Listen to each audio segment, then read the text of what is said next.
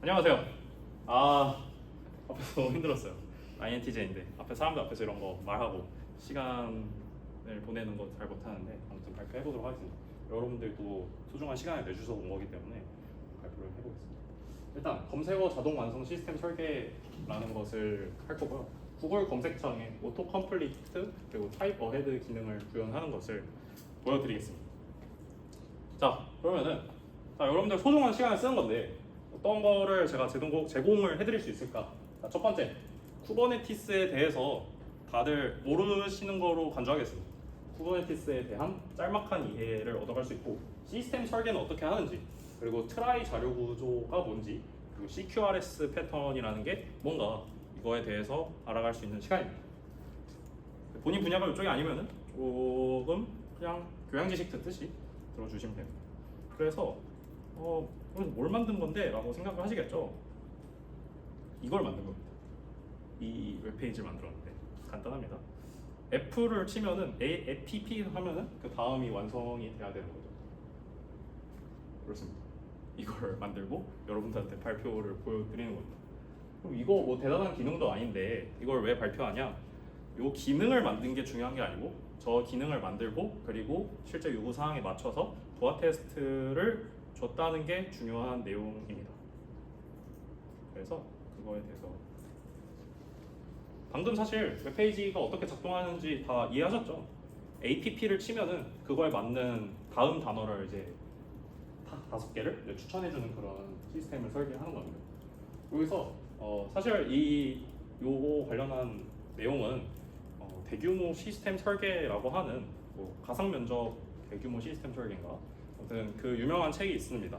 여러분들이 이제 취업을 준비하거나 하실 때 주로 많이 쓰는 그런 책이 있는데 그 책에서 나오는 내용을 하나 따서 제가 실제로 구현하고 실제로 부하 테스트를 진행을 한 겁니다. 그래서 요구 사항이 이렇게 있어요. 자동 완성 검색어 개수는 5개가 나와야 돼. 그리고 선정 기준은 질이 빈도여야 돼. 그리고 지원 언어는 영어야. 그리고 문자 처리는 소문자만 지원해.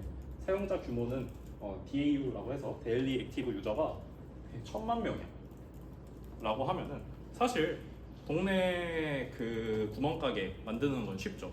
여러분들 그냥 친구한테 잠깐 보여주는 웹사이트는 쉽지만 1000만 명이 와서 쓰는 웹페이지를 만들고 그거의 부하를 견디게 하는 일은 쉬운 일은 아닙니다. 그래서 또 요구사항이 또 추가적으로 주어져요. 기능적 요구사항과 비기능적 요구사항은 여러분들이 소프트웨어 공학을 배우면은 알 수 있는 내용인데 실질적으로 이제 스펙 같은 부분이 이제 기능적 요구사항인데 이제 응답 속도가 100ms 0.1초 안으로 와야 되고 연관성이 당연히 보장돼야 되는 거고 정렬이 돼야 되는 거고 비기능적 요구사항은 이제 좀 비즈니스에 가깝다고 해야 되나요? 조금 일반적인 얘기? 아무튼 규모 확장성 이제 앞으로 사용자가 1000만이 아니라 2000만, 3000만 더 늘어나는 거에 대해서 대응할 수 있느냐 그리고 고가형성 장애 상황에도 대처를 할 수 있느냐가 중요하겠죠. 구글이 검색이 안 되면 상당히 만약에 구글이 셧다운 돼가지고 사용할 수 없는 상황이면 사용자가 되게 큰 불편을 겪고 이탈을 하게 되겠죠. 그래서 이런 걸 요구를 시켜야 됩니다.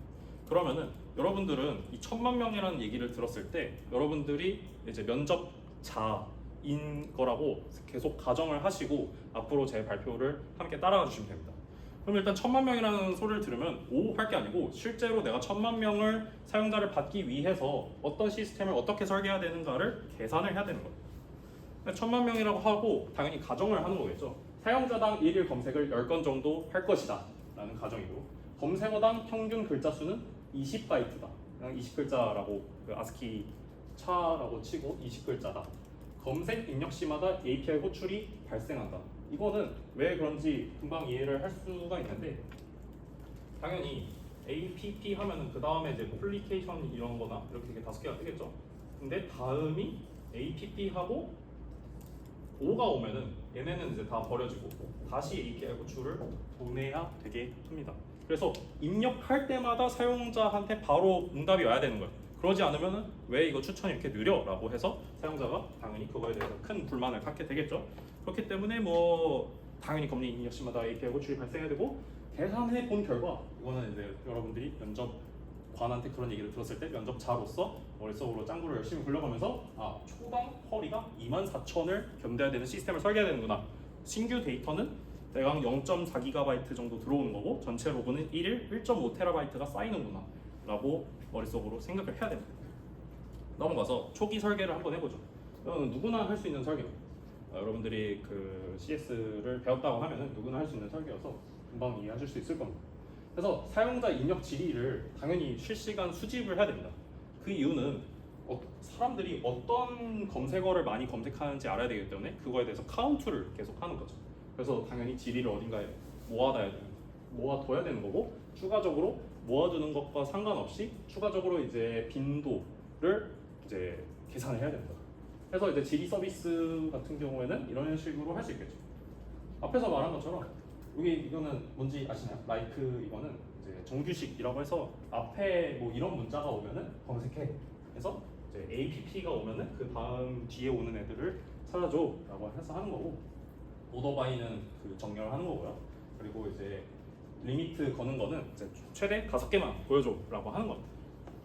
그래서 이렇게 설계를 할 수도 있겠죠. 사실 뭐 학교에서 하는 프로젝트나 그냥 잠깐 친구들한테 보여주는 프로젝트라면은 저렇게 해도 되겠죠. 하지만 저희는 기업 입장에서 면접을 보는 겁니다. 그렇기 때문에 저렇게 설계를 하면 안 되는 거죠. 그 이유에 대해서는 이제 뒤에서 얘기할 텐데, 아무튼 여러분들이 이제 트위치라고 하는 거를 검색하면은 이런 식으로 질의가 들어오고 빈도가 늘어나게 돼요. 다음에 이제 사용자가 트위터라고 하면은 저런 식으로 테이블이 점점 쌓이는 거죠. 다음에 또 트위터를 검색했으면은 트위터의 빈도가 늘어나야 되는 거고, 뭐 트윌러를 검색했으면 이런 식으로 늘어나는 거예요. 이런 식으로 집계 테이블이 따로 있어야 되는 거고, 저 테이블을 기반으로 요 쿼리를 날려가지고 5개를 뽑는 셈인 거죠. 근데 초기 설계에 문제점이 있습니다. 문제점이 뭐냐? 일단 정규식 검색이라고 하는 것은 O의 M입니다. 혹시 그 알고리즘을 공부 안 하신 분들도 있을 수 있으니까 간단하게 설명드리자면은, 뭔가 이 100글자 있으면은 이 100번의 대강 연산, 컴퓨팅 연산이 일어난다는 얘기입니다. 왜 그러냐면은 실제 그 정규식 검색이 이런 식으로 이렇게 옮겨다니면서 실제 검사를 하기 때문입니다.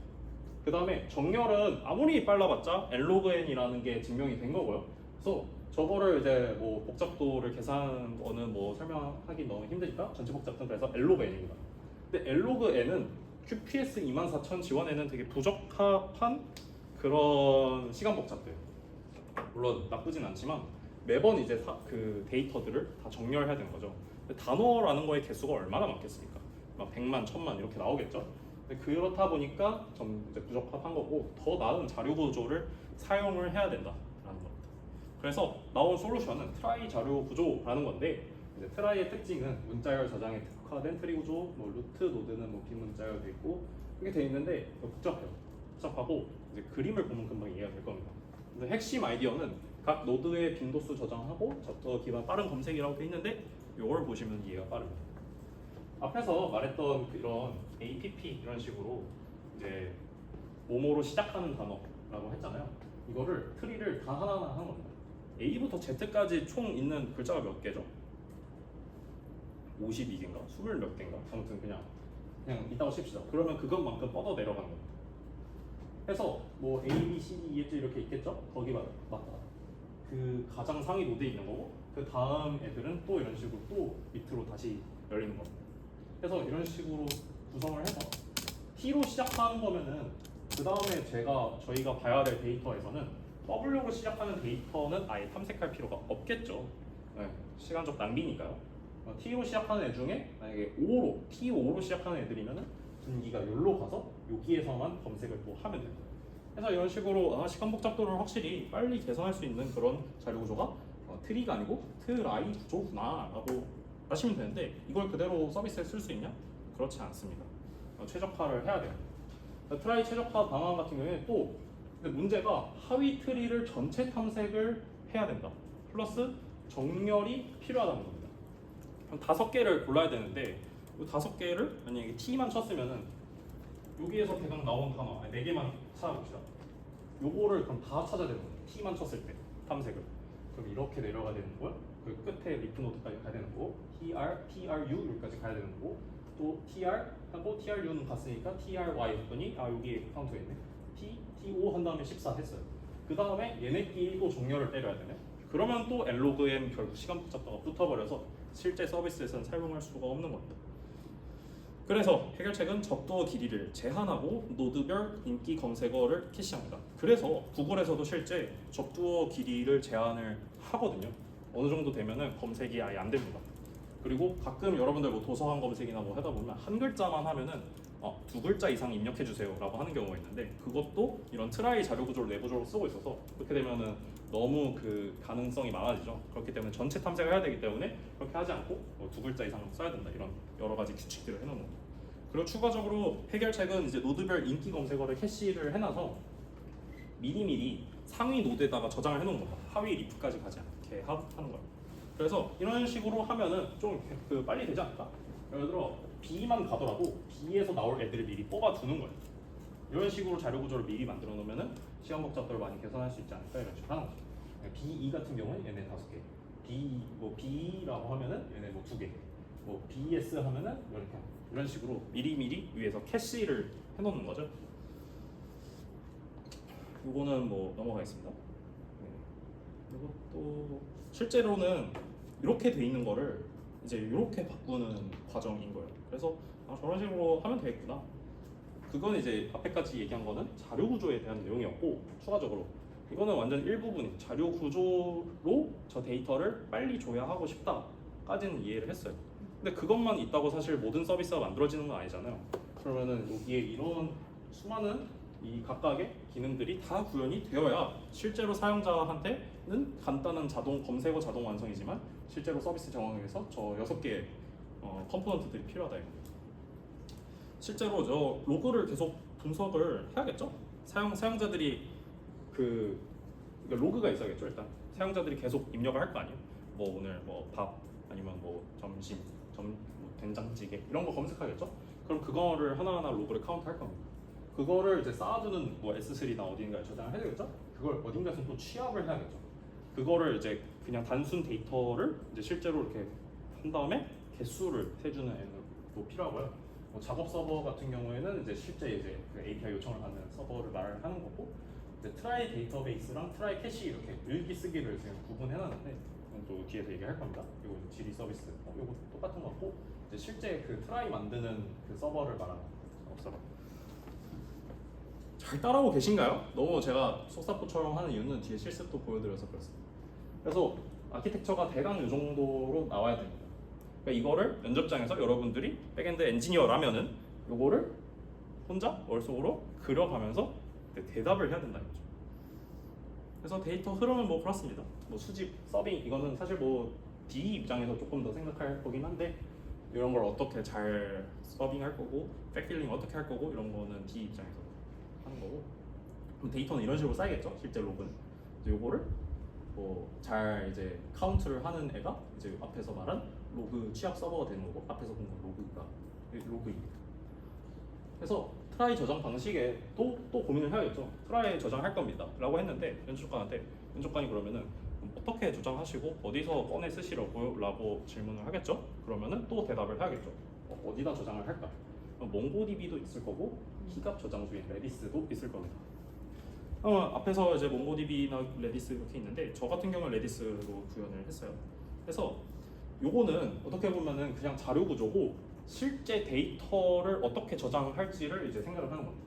그래서 이거는 레디스에서 제가 구현한 방식이랑 동일한데, 실제 이 자료 구조를 저희가 이해할 때는 이렇게 되지만 트리를 또 하는 거는 또 배열 안에다 한다, 뭐 리스트에 한다 이런 식으로 하잖아요. 그래서 실제 구현은 저런 식으로 되는 겁니다.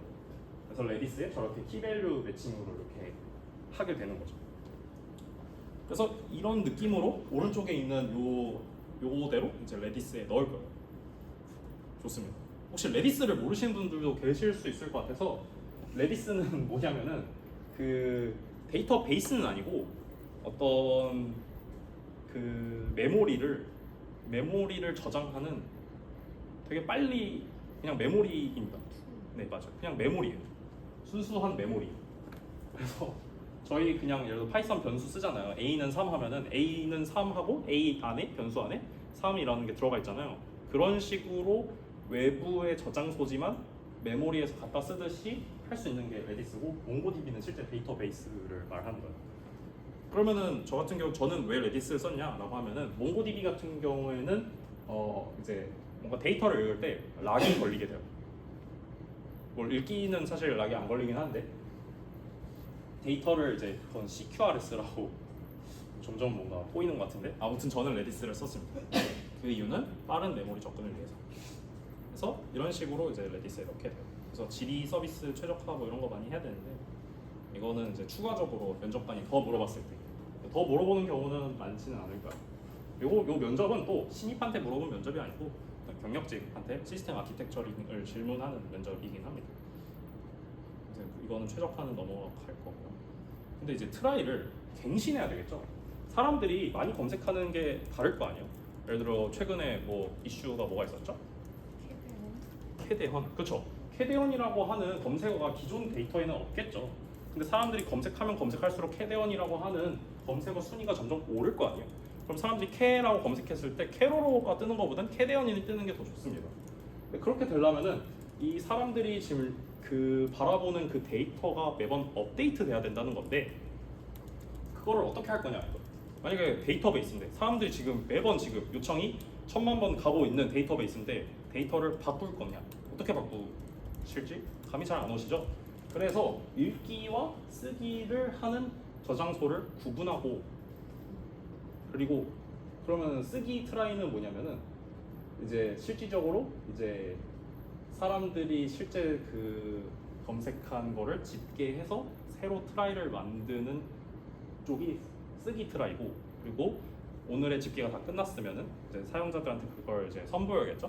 그거를 이제 읽기 트라이라고 이렇게 해서 구분하는 겁니다. 그래서 락이 걸리지 않도록 하게 하는 거죠. 읽기와 쓰기를 동시에 할 수는 없기 때문에 저장소에서.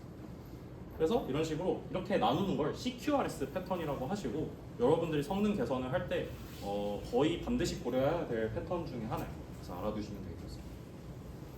그건 그렇고 이제 실제 제가 만든 거를 부하 테스트를 줘가면서 해보면은 좋을 것 같아서 준비를 해봤습니다. 그래서 제가 이제 제 노트북이 좀 혹시 그 맥북 M4를 쓰시는 분, M4를 쓴다 거수 있어요? M4 프로예요? 램이 몇 기가인가요? 48이요. 48이요. 그 정도면 이제 제 거를 동일하게 돌릴 수 있습니다. 그래서 맥북이 되게 어마어마한 머신이기 때문에 이렇게 가능한 건데 여러분들 컴퓨터에서도 어느 정도 비슷하게 다 돌릴 수 있습니다. 그래서 저 같은 경우에는 CPU를 8개 줬고요. 뭐 vCPU긴 하지만요. 아무튼 패스트 API라고 해서 패스트 API를 다 아시죠? 파이썬의 어떤 서버를 만드는 그런 거고요. 이제 레디스는 이제 저 트라이가 들어갈 곳이고, 그리고 이제 엔진엑스는 이제 패스트 API를 이제 중개해주는 게이트웨이입니다. 그래서 이런 식으로 만들게 됐고, 뭐 HPA, PDB, 엔진엑스 인그레스 있는데 그건 뒤에서 설명하도록 할게요. 혹시 앞에서 물어보긴 했지만 진짜 솔직하게 내가 도커를 잘 안다, 도커를 알긴 한다, 거수해주세요. 쿠버네티스를 알긴 안다, 잘 모르실 것 같아서 그냥 써놨습니다. 도커는 그냥 가상 컴퓨터 하나라고 생각합시다. 엄밀한 정의는 아닙니다. 쿠버네티스는 그 가상 컴퓨터들을 여러 개를 관리합니다. 뭐 이런 자동들 보고 이런 거 하고요. 근데 도커 컴포즈는 딱 그 올릴 수 있는 개수가 정해져 있다고 합시다. 그래서 이 자동으로 뭔가 사용자 요구에 따라서 이 시스템을 막 늘릴 수가 없다고 하자고요. 근데 쿠버네티스는 그걸 가능하게 합니다. 그래서 쿠버네티스를 사용하게 될 거예요. 혹시 엔진엑스를 모르실 분을 위해서 제가 이거 갖고 왔는데, 이게 원래 GIF인데 GIF가 되진 않아요. 누르면 되시나요? 아니네. 아무튼 엔진엑스는 여러 개의 그 서버들 있잖아요. 서버들을 앞에서 중개해 주는 겁니다. 서버 한 놈한테 너무 요청이 많이 가면 서버가 힘들어할 거 아니에요. 그래서 이를 분배해 주는 앱, 로드 밸런서라고도 부르고요. 그래서 그런 기능이 이 그 쿠버네티스 안에 구현이 돼 있어요. 그래서 인그레스라고 하는 게 있는데, 저걸 이제 엔진엑스 인그레스로 바꿔서 이제 패스트 API 여러 개 띄웠다 했잖아요. 걔네들 간의 연결을 중개해 줍니다. 그래서 한 놈한테 너무 큰 스트레스를 주지 않도록 적절히 해주는 게 하는 거고, 이게 실질적으로 그 쿠버네티스 내부에서 파드들이 저렇게 되는 거고, 서비스 같은 경우에는 패스트 API 하나라고 생각하면 되고, 추상적인 개념. 실제 파드가 그 패스트 API라고 하는 그 도커 컨테이너라고 정확하진 않지만 그렇게 일단 말을 하겠습니다. 그리고 HPA랑 VPA라는 개념이 있는데요. 이것도 여러분들이 쿠버네티스를 조금이라도 왜 쓰는지 알려드리고 싶어서 써봤고요. HPA 같은 경우에는 이게 원래 그 이걸로 보여드리는 게 나을 것 같아요.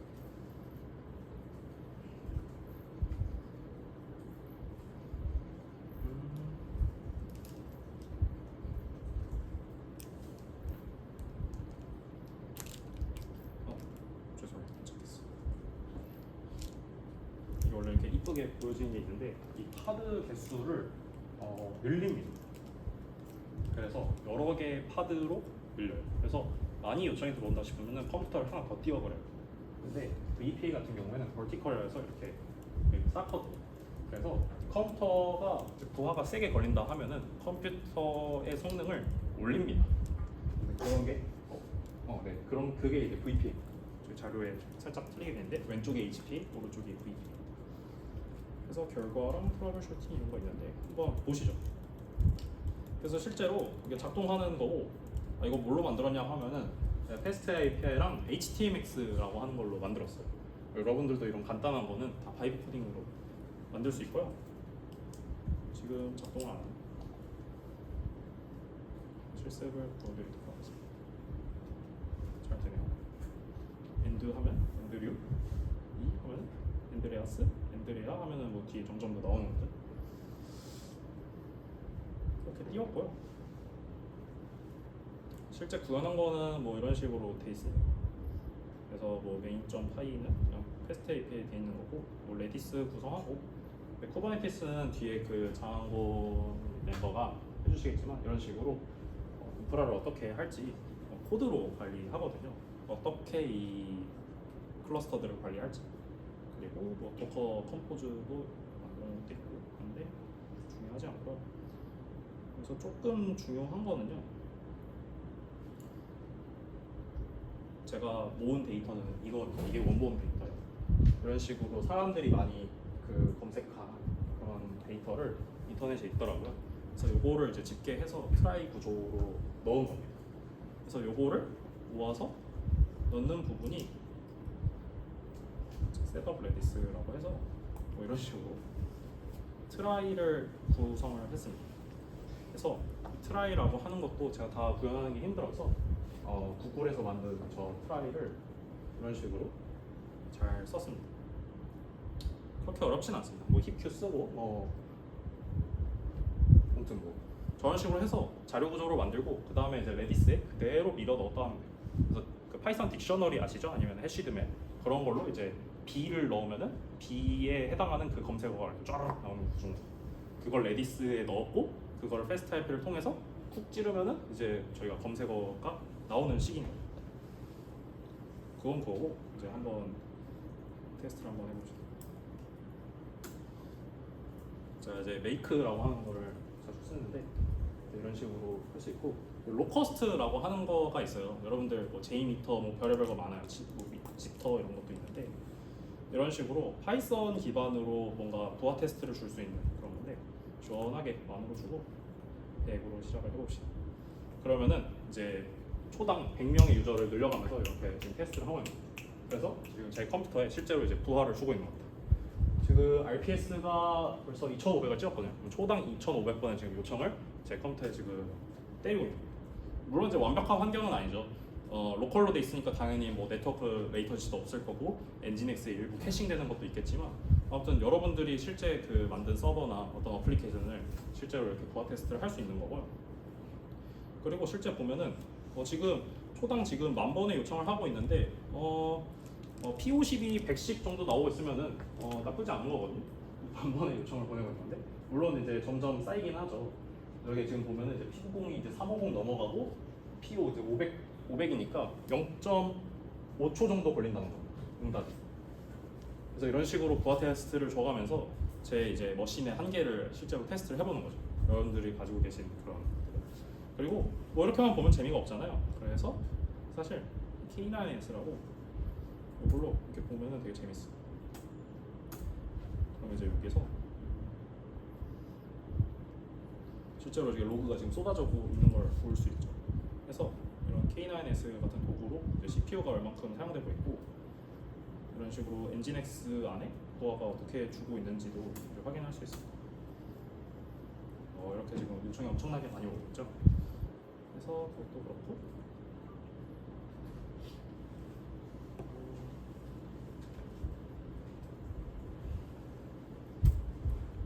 이런 식으로 사실 앞에 로고는 좀 느린 로고고 이게 제일 빠른 로고입니다. 그래서 이런 거 보면은 네, 이것도 너무 빨라서 중간중간에 멈추는데 아무튼 이런 식으로 실제로 부하 테스트를 주고 결과물을 확인할 수 있고요. 네. 그래서 지금 RPS가 다시 낮아지는 거예요. 그래서 실제로 회사에서도 너가 만든 서비스에 P50을 몇 초 안으로 맞춰줘. P90 몇 초 안에 맞춰. 그리고 RPS 몇일 때 몇 가지 맞추도록 해라고 하는 과제를 줍니다. 그럼 저는 그 스펙에 맞춰서 개발을 하고 이거 로커스트로 테스트해서 지금 아예 서버 꺼졌네요. 지금 보면 아주 아예 켰네요. 이러면 이제 서버가 죽은 거죠. 그래서 실제 부하 테스트 같은 경우에 서버를 아예 그냥 너 한번 끝장내보자 이런 느낌으로 하는 겁니다. 그래서 근데 저희가 레디스를 썼기 때문에 어느 정도 그 초당 10,000번까지는 어느 정도 100ms 안쪽까지 잠깐이라도 갔잖아요. 사실 이거의 해결은 이제 쿠버네티스를 통해서 더 좋은 머신에서 더 분산을 많이 하면 해결이 되는 내용입니다. 네, 그런 식으로 이 각각 파드 안에서 최적화를 꾸준히 하는 거죠. 그래서 이제 뭐 자료 구조 같은 것도 쓰는 거고 시간 복잡도를 최대한 깎은 다음에 그 파드를 분산해서 요청을 받으면 그런 스펙을 맞출 수 있겠다 이런 식으로 이제 앞으로 이제 취직하시거나 개발하시면서 그런 식으로 사고하시면서 개발을 하면은 조금 더 백엔드에 좋은 영향을 갖출 수 있지 않을까 생각을 합니다. 그래서 마무리를 하자면요. 대강 네, 이 정도 됐고요. 네. 근데 이렇게 가능한 거는 이게 되게 CPU 바운드 잡이 아니고 IO 바운드 잡이어서 IO 바운드 잡이라고 하기도 뭐합니다. 레디스여서. 근데 CPU의 부하는 거의 없어서 그래서 비동기적으로 잘 짜기만 하면은 부하가 거의 안 걸리고요. 각각 파드에. 그래서 그런 것도 가능하고 실제로 이제 성능 결과 이 정도 나왔고 응답 시간 평균 100ms 유지했을 때 RPS 9000까지는 해내요. 그럼 제가 지금 목표에 24,000으로 해놨는데 그러면은 제 그 앞에서 그 설계한 요거에 딱 3배 치면은 되겠죠. 저희 회사에서 파드 18개 띄우고 뭐 어떻게 하면 되겠습니다. 그렇게 가설을 세우고 실제 테스트해보고 그 밑으로 나오는지 이제 테스트해보고 실제 프로덕션에 그걸로 이 스펙대로 이 쿠버네티스 스펙대로 올라가면 되겠습니다 라고 이제 말을 하는 거죠. 그래서 실제 회사에서 또 이렇게 진행 저는 하고 있고 트러블 슈팅 뭐 이런 거 있는데 파이썬 안에서 뭐 파이썬 안 쓰고 뭐 러스트로 구현된 거 쓰면 좀 빨라지고 뭐 워커수 튜닝하고 이런 거는 그 딥러닝에서 하듯이 좀 인피리먼탈 하다고 해서 실험적으로 계속 숫자를 바꿔가면서 해야 되는 거. 어떻게 이제 워커수나 뭐 CPU 이런 거 하는 거는 또 알아서 해봐요. 실험적으로 하는 거. 핵심 포인트. 그래서 이제 거의 끝났습니다. 직용 발표가 거의 다 끝났고요. 최종적으로 뭐가 중요하냐? 시간 복잡도가 중요합니다. 코드 짜는 거는 이제 제가 생각하기에는 진짜 거의 고만고만해요. 한 3년 차 정도 되면 코드는 다 비슷비슷하게 짜는 것 같아요. 제가 생각하기에. 근데 이제 그 다음에 할 일은 이제 성능 개선을 한다거나 좀 신경을 쓰거나 아니면 조금 더 도메인 스페시픽하게 한다거나 여서 백엔드 엔지니어이시라면 좀 시간 복잡도를 평소에 조금 생각을 하면서 짜면 좋을 것 같고 그렇게 해서 실제 성능을 좀 개선할 수 있는 것 중에 패턴이 하나가 읽기와 쓰기를 구분을 하는 겁니다. 물론 이제 데이터 정확성이라는 문제가 있죠. 지금 보는 데이터가 내가 읽은 데이터가 쓰기 데이터베이스랑 다른 건 어떻게 할 거야? 라고 하는 거는 그거는 이제 다 도메인마다 또 다 다릅니다. 그 어떻게 그 싱크를 할지는. 그리고 그 간단하게나마 제가 시스템 설계를 어떻게 하는지 보여드렸죠. 그래서 시스템 설계를 어떻게 하고 인프라 최적화를 어떻게 하느냐에 따라서 비즈니스 목표 달성할 수 있다가 제 발표의 핵심이었습니다. 그래서 제 발표는 여기까지 마치도록 하겠습니다.